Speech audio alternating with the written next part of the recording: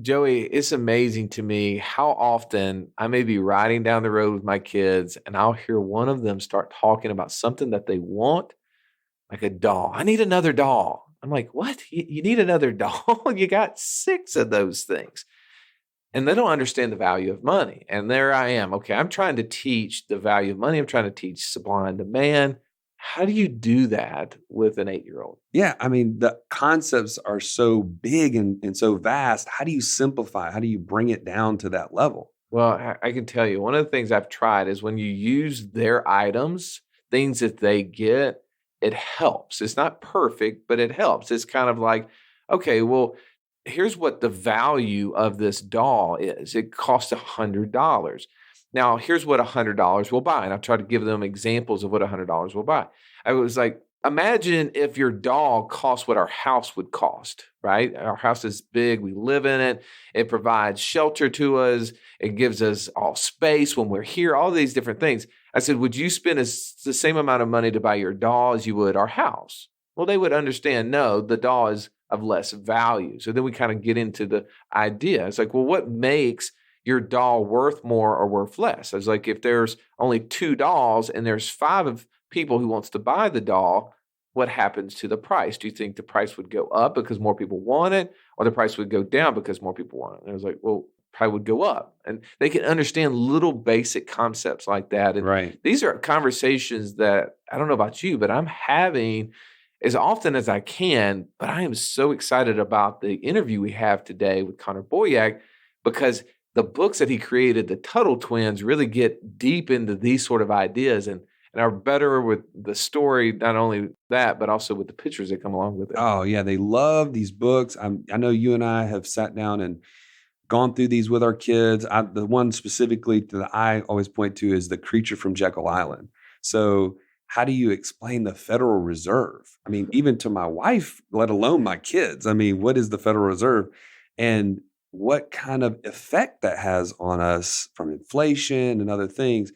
He has really taken those books down to that level and made it easy. So I love these books. I'm so grateful for his time. Well, yeah, I mean, having somebody who is the president of the Libertas Institute, which I mean, no, everybody may not know what that is, but that's an institute in Utah that's helping create policy, right? I mean, they're really shaping the laws that are being passed there to reduce all these obstacles that are creating unnecessary taxes. And there's lots of information that are coming out of this institute that our guest today, Connor Boyack, not only is the president of that, but also the president of the Association for Teaching Kids Economics, which is why you and I have him on this show, because we want to figure out better ways to teach our kids, right? I mean, I'm sitting here and I'm looking at this, one of his books. He has 6 or 7 books. I think he tells on the show there's actually an 8th one coming out.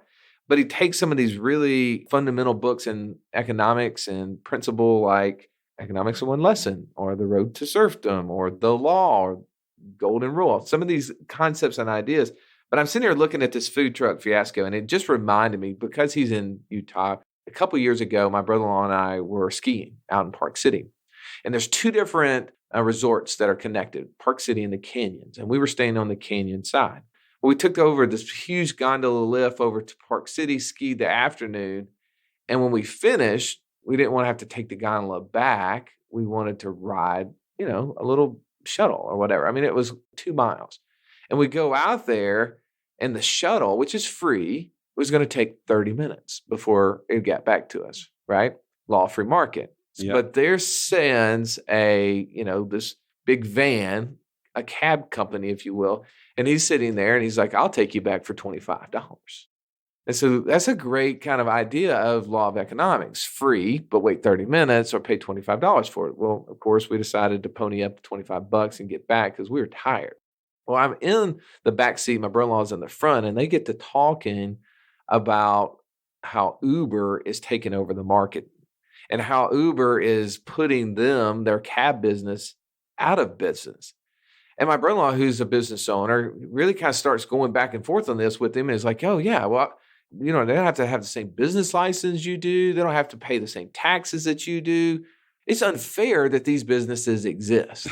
And there I'm sitting in the back. You know me, Joe. It's like I'm getting red face. You're like just squirming. I'm just like, I've got to get out of here.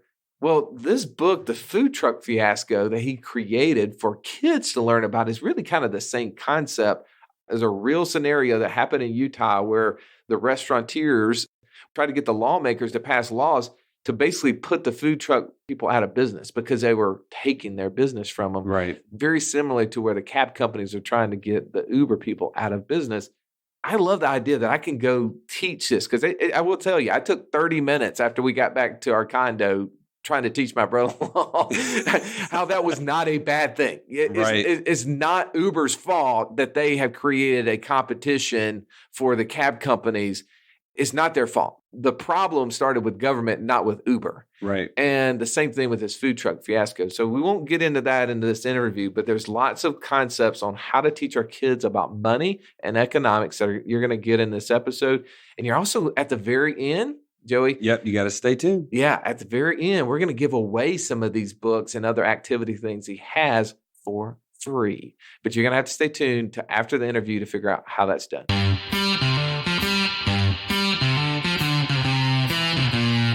Welcome to the Wealth Without Wall Street podcast, your guide to understanding how to get out of the Wall Street rat race and start your own mailbox money lifestyle.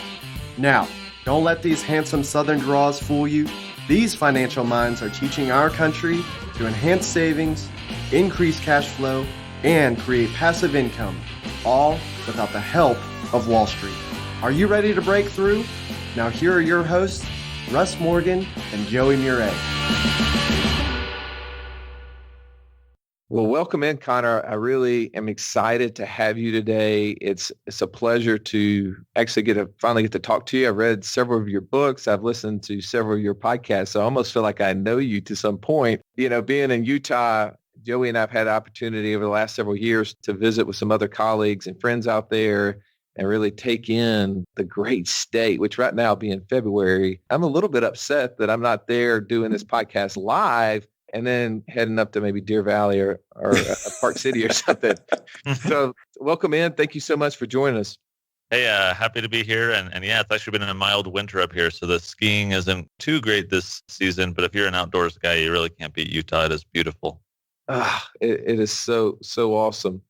Well, Connor, we are always trying to help figure out ways to teach our kids about money, economics, and other things that we are passionate about. And when we stumbled across your book series, The Tuttle Twins, I got to tell you, I was really fascinated about how you took something very complicated and broke it down to be very simplified. So if you don't mind, just kind of give some background to how you got into writing books for kids, you know, being that you obviously are out there teaching adults about life, liberty, and property from your institute.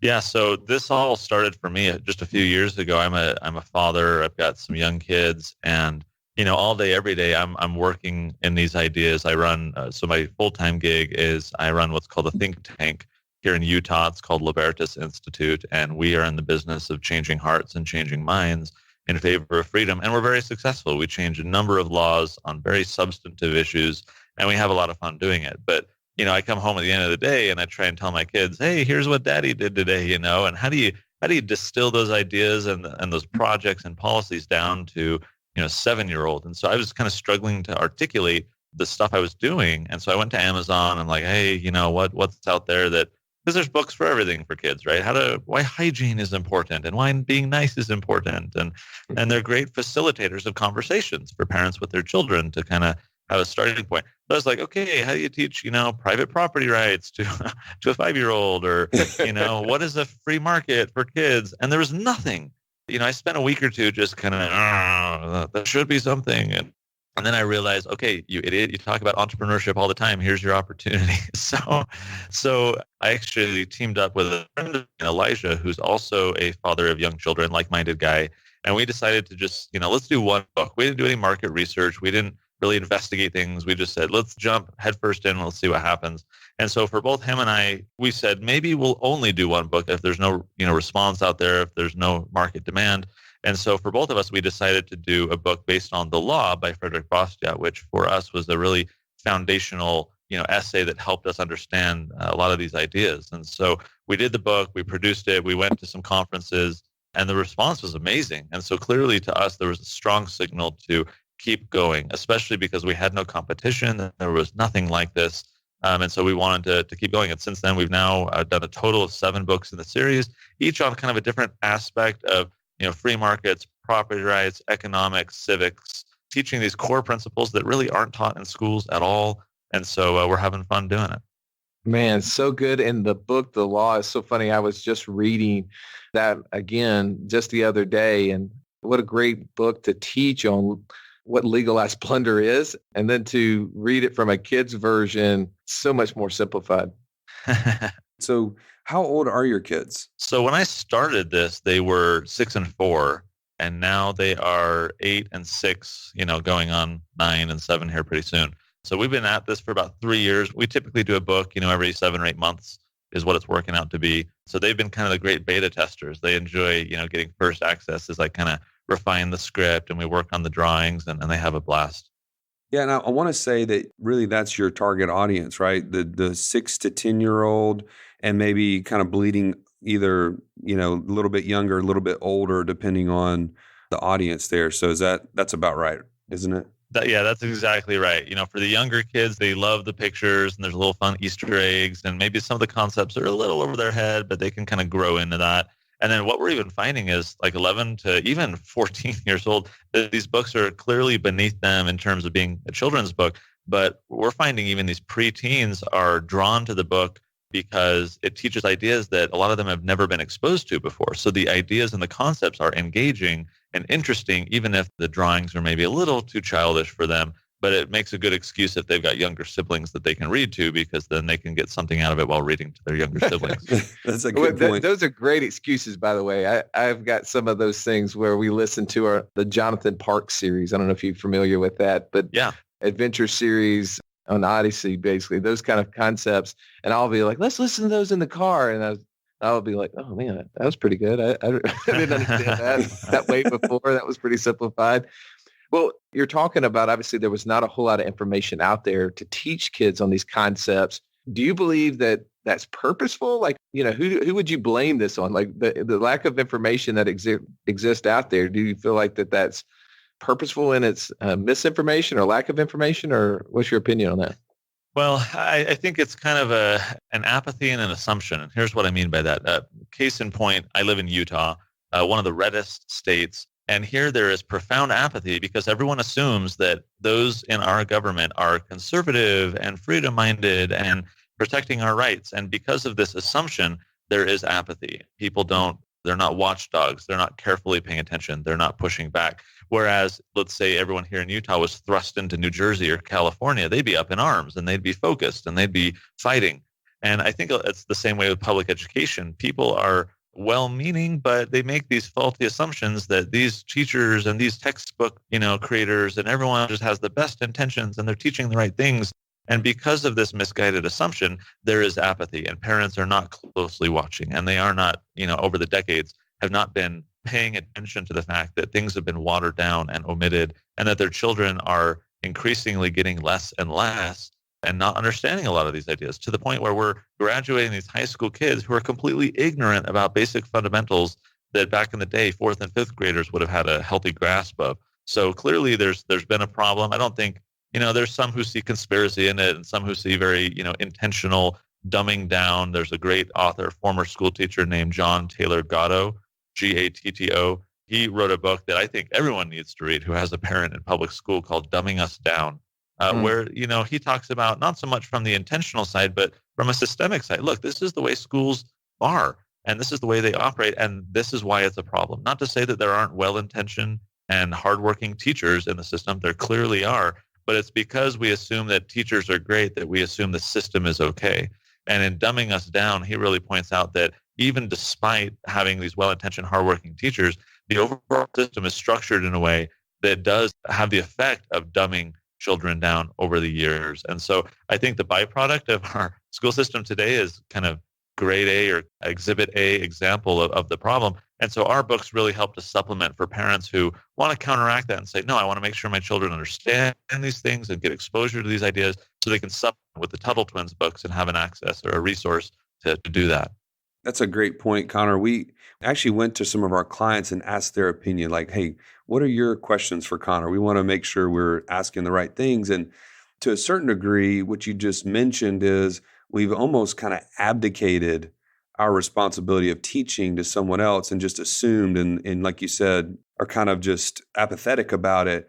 But on the other hand, I think it's almost like we need some direction. And I had somebody ask me, so let's just say that, asking for a friend, quote unquote, if you've been a parent where you just have done nothing in this space of teaching economics or financials education to your kids, what's a good first step? Like, what would you kind of give somebody as a process or a plan? What would be the first step, simple step to take if you're in that boat?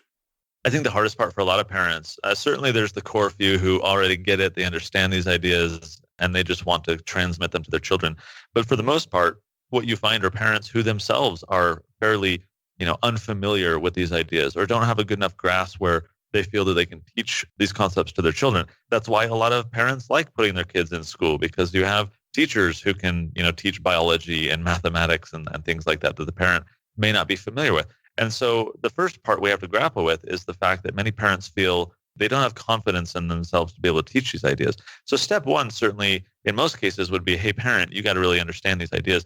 Now, kind of the same example that I gave before with the older child having an excuse to read to the younger sibling, what we found, and this was not intentional, this was accidental on our part, was that these books are packaged in a way where the uninformed or ignorant, and I don't mean that in a demeaning way, but the parent who is not, strongly familiar with these ideas enough to feel confident teaching them, can now just have a shared experience sitting with their child to read a book to their child that their children will benefit from and gain important values and ideas from.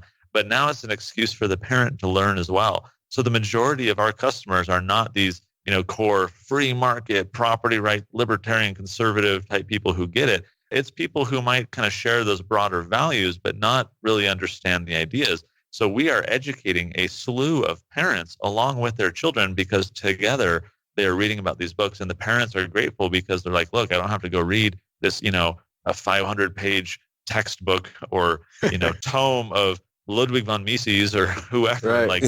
to really understand this stuff and then talk to my kid. The parent can just go along for the ride, and it's disarming. It's fun. It's just an engaging opportunity for the parent and child to read something together and learn together. And then at the end of the book, we provide some discussion questions and some definitions. Like, okay, now that you read, here, parent, here's some questions that you can go over with your child to see if they understood and to talk about it a little more and kind of have a discussion prompt so that even if the parent doesn't have the answers, they can kind of learn about it together and discuss it together. Well, and I think that's an awesome part there is obviously we want you to go check out these book series, and we're going to list these on our website, but there's so many great concepts you're touching on here about the law, the miraculous pencil, the creature from Jekyll and Hyde. Like you said, not having to go read a 500-page book like that one, which is a great one that talks about how the Federal Reserve was created, but to simplify it in 30, 40, 50 pages.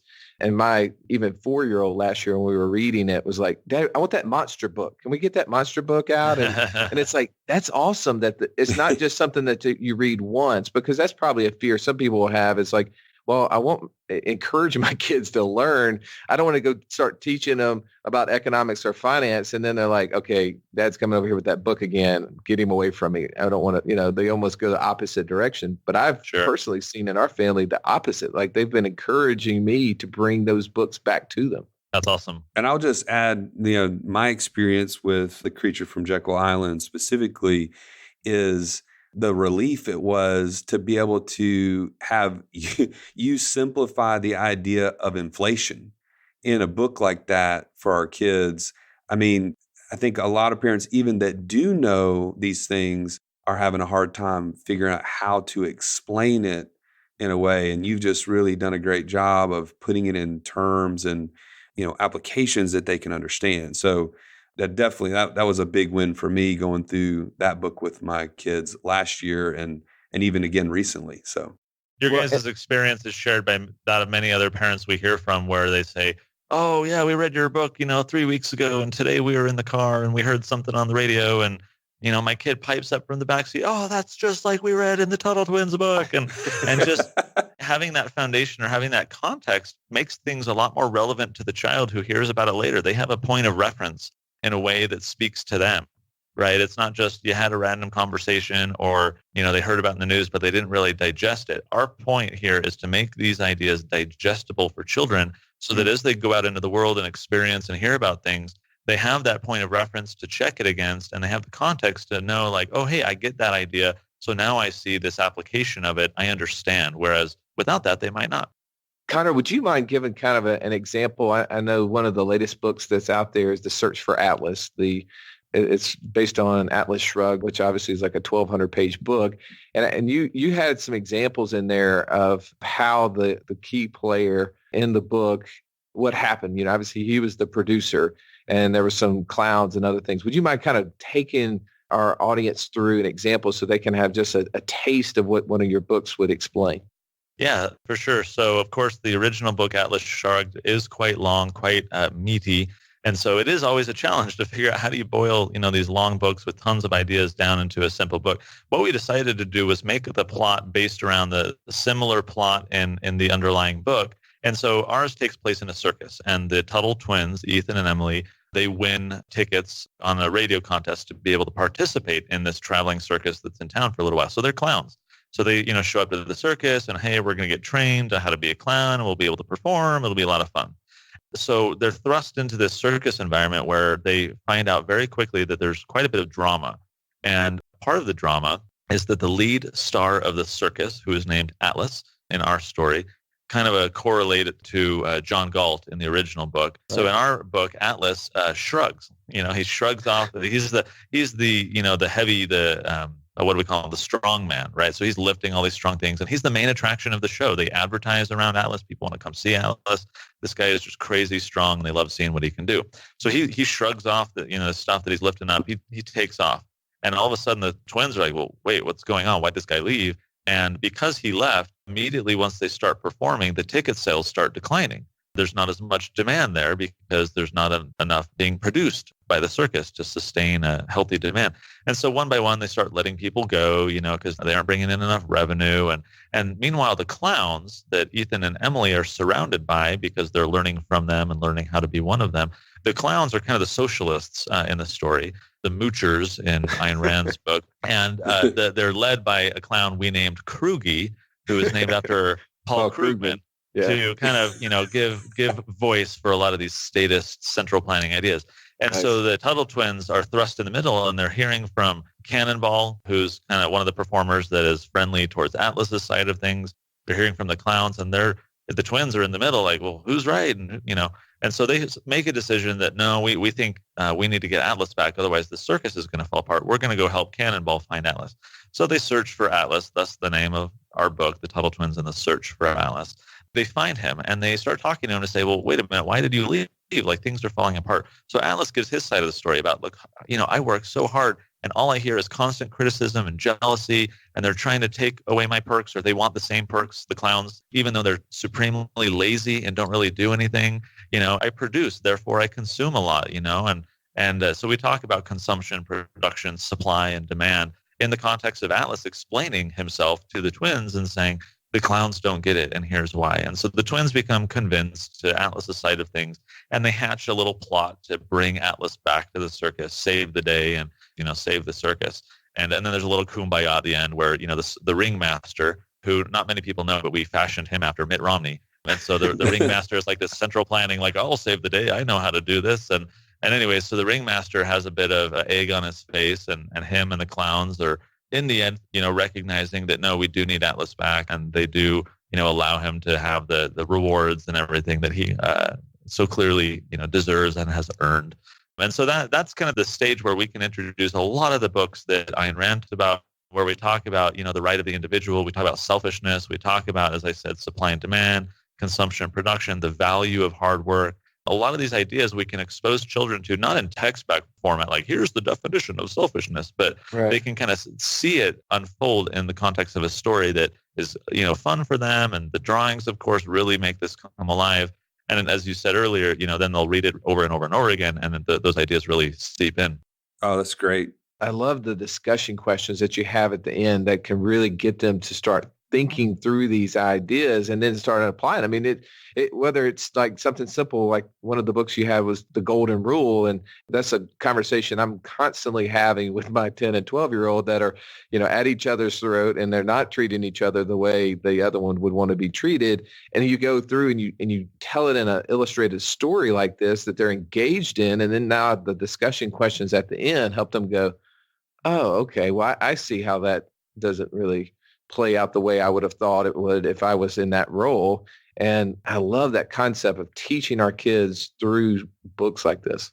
Yeah, I found a lot of help. And frankly, we got into this for the kids, for my kids selfishly. But in the end, the feedback we're getting, of course, is from the parents. And just seeing the demand there is really encouraging. I'll share with your audience. I don't know that we've really announced this quite yet, but we're on the verge of announcing it. So your listeners can feel gratified in being the first, if not among the first, to hear that our 8th book that we're planning on doing is going to be all about entrepreneurship. And so we're going to teach children about the ideas of launching a business and what's a business plan and what's, venture capital and a shark and, all these fun different ideas that come together, and the twins and their family launching a little business and working through that whole experience so that young kids can see some of the different things that are involved that you have to consider and ask yourself as you're thinking about becoming an entrepreneur, starting a business. So that book, we're not quite sure when it'll come out, hopefully within the next few months, but we're actively working on that one right now. That's awesome. Yeah, thank you for letting us be on the front end of hearing about that. I have one more question, Connor, just as far as one of the feedback we had from our clients was Russ and I have really adopted the Cash Flow for Kids game as another tool, as we're just talking about this theme of bringing our kids up, educating them in things that we wish we had known when we were their age. Is there anything else, other tools? Obviously, your books are amazing, and we want to actually give away some of those as a result of today. But is there anything else that you've done that's either creative or outside of the box that parents could make this fun? Any other advice or tips on what you've done in that regard? Yeah, so when people buy the books on our website, when they buy the combo pack, what we offer them are a set of activity workbooks for free. So for each book that we produce, we do a companion activity workbook. It's just a digital PDF so that you can print the pages multiple times for multiple children. I always hate those workbooks that you fill it out once and then you have to throw it away, and you have to buy one for each kid in the family because it's single use. So these are digital copies, and they're age-appropriate activities for a wide set of ages that have activities that are based around the ideas in the book. So, okay, hey, let's use Atlas. Okay, maybe for the younger kids, we'll just have little coloring pages, right? So that they can kind of color some of the big scenes from the book that they saw. Maybe for kids who are a little older, we'll have like a word search, and they could search for those key words, key ideas, or a crossword puzzle. Maybe for the older kids, we'll have a service project, or, hey, here's how to write a letter to the editor. Try doing that, around an idea based on this book. And here's some discussion questions. Do a little book club or whatever. And activities that go along with the book so parents can continue to reinforce those ideas. Down the road, we've got some other ideas for different media, like doing some maybe cartoons and things like that. At present, the activity workbook is what we're offering just to have that extra supplement that can help. That's great. Very cool. And by the way, if you'll go to the show notes for this episode, which is episode 20, we're going to have links to all of these things that Connor is speaking of to be able to get you access to those things and hopefully at a discount. And as Joey said, one of the things that we want to do, Connor, is we've bought several of these books and want to continue to purchase these on our own. So I'm excited to hear about the new book coming out. But if you, as a listener, will go on and actually give us a review on iTunes, we'd love to kind of hear your feedback. But also, if you'll take a picture of that review and email it into the show at info@wealthwithoutwallstreet, we're going to give out some of these books that we've purchased. So that way you will have one that you can start reading with your kids and hopefully have the same experience that we've had with ours. Well, Connor, we know your time is precious. We know that you're about to get back into the legislative session there in Utah, and just really appreciate the opportunity to interview you. And hopefully you'll allow us to let you come back on and kind of dig deeper into maybe some more specifics in some of these other books that we didn't get to touch on today. I'd be happy to, guys. Thanks for having me on. All right, great. Thank you so much. Bye-bye. Russ, what an awesome interview. Oh, so good. I feel like, just having Connor on today just gives me a lot more hope that we can do this. We can teach our kids these difficult concepts. One of the main things I took away is, you know what? It's never too late to start this with your kids. In fact, as he mentioned, even adults who feel like they're behind themselves or powerless, to be able to do this themselves, they're picking up stuff from these books. Oh, I know. That, just by reading them with their kids. Yeah. I told you like in the interview that there was concepts I was picking up from some of that audio series I had in the car. And these books are great ways to reinforce ideas that either that you've learned in the past, but have forgotten, or if you're learning for the first time. One of the things I loved about the interview was the idea of having that activity workbook to go along with these things. Yes. Because, for my 5-year-old, even, my soon to be 8-year-old, there's some of these ideas and stuff. They need something, coloring, they need activity to help continue to make it fun. I love that they've added that in there. And as we mentioned, we want to make sure you take advantage of our free offering. We're going to give you a copy of The Creature of Jekyll Island, because this book is all about the Federal Reserve and how they have really created these booms and busts in the market. And, as you know from listening to our show, we are passionate about giving people an alternative to Wall Street for that very reason. So we're going to give away this book. Yeah. All you've got to do is just give us a review on iTunes, take a picture of your iTunes review and email it right there. You can go to the show notes if you want to, or you can type it in right now, info@wealthwithoutwallstreet. Show a copy of that picture, and we're going to send you a copy for free, The Creature from Jekyll Island kids version. You're going to love this, just like we have with our kids, and share it with them. And then also, if you want to go and get the other books that Connor mentioned on the show, and actually there's going to be a soon-to-be 8th book in this edition, you can click on the link in our website there at www.wealthwithoutwallstreet.com.